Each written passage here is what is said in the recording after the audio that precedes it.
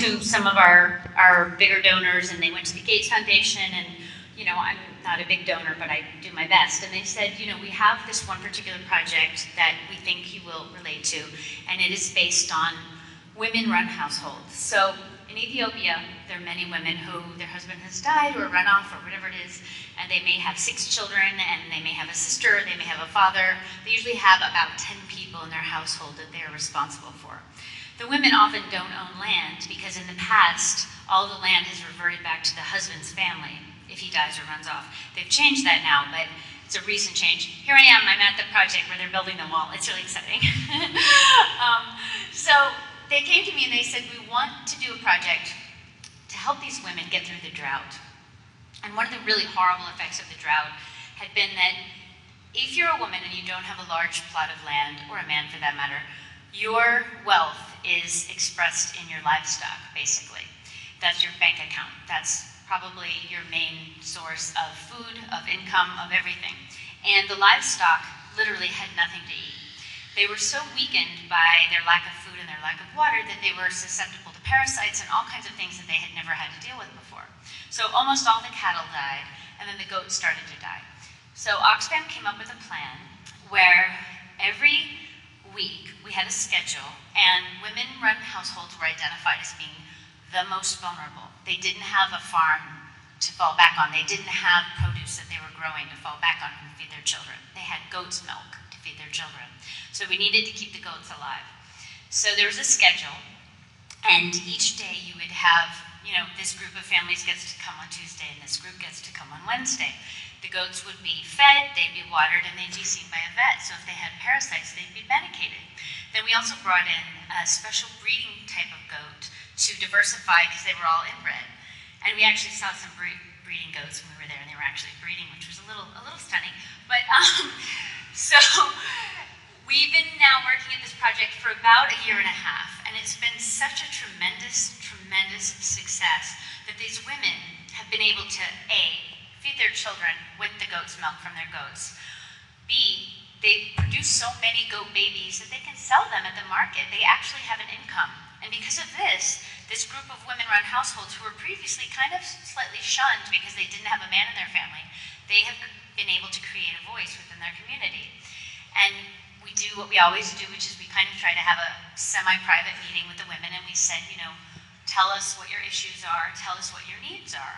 And they said, well, one of our needs is that we've had this drought for so long, and we have a teacher, but we don't have an actual school building. We have a roof with no walls. So now that the rains come, they come all at once. They don't just come a little bit.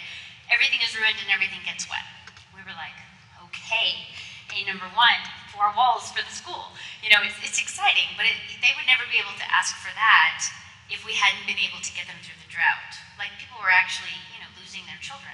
So it was exciting to see them feel that they could talk about what they needed. The other thing that is a little harder to talk about and a little harder to fix is that they said, maternal mortality, maternal issues are very serious, and Ethiopia has a horrific maternal mortality rate, even though everyone would like to say that all the mortality rates are better. Infant mortality rate, 80 in 1,000. 80 babies in 1,000 die. That should not be happening today in this world. So it's obviously a bigger issue, medical care.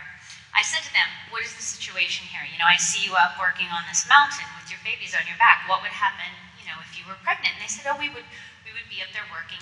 And I said, what would happen if something went wrong? And they said, well, we would come down the mountain and then we would walk the 3 miles to the clinic. And I said, well, when you get to the clinic, is there a maternal ward? Is there a midwife? Is there anyone who's, trained in anything to do with maternal mortality or maternal issues? And they said, no, there's one, medic. So obviously you realize, these women work all day long. They go up on a mountain, they swing a pick and an axe, and they try to build the walls so that they can retain the water and their community can grow. They go home, they sleep on a hard bed made of kind of clay with a skin over it. I got to try one out. They hand grind their coffee, which I also have a picture. I mean, they work like you would not believe, and yet they have no medical care, basically. They have no care for their babies. It's kind of stunning. So sometimes you really do have moments where you think, so much needs to be done. But then on the other hand, you think, well, you know what? With one little goat project, we actually have given these women a voice, and they're actually able to tell us what they need, and that's what's most important. So that it was good. Ended up being incredibly inspiring to watch these women who have grown up in a culture where they haven't really been given choices or been given a voice. And then one of my other pictures that you've seen a couple of times, I think now, are the girls that we ran into coming from school. So we had visited with their mothers and we had talked to them, and we were walking back, and there was this little pack of girls, and they all had their school books. And they were, very excited to see us. I mean, we're in a very rural place that has no electricity, no televisions, no running water. They had no idea who I am, which is great.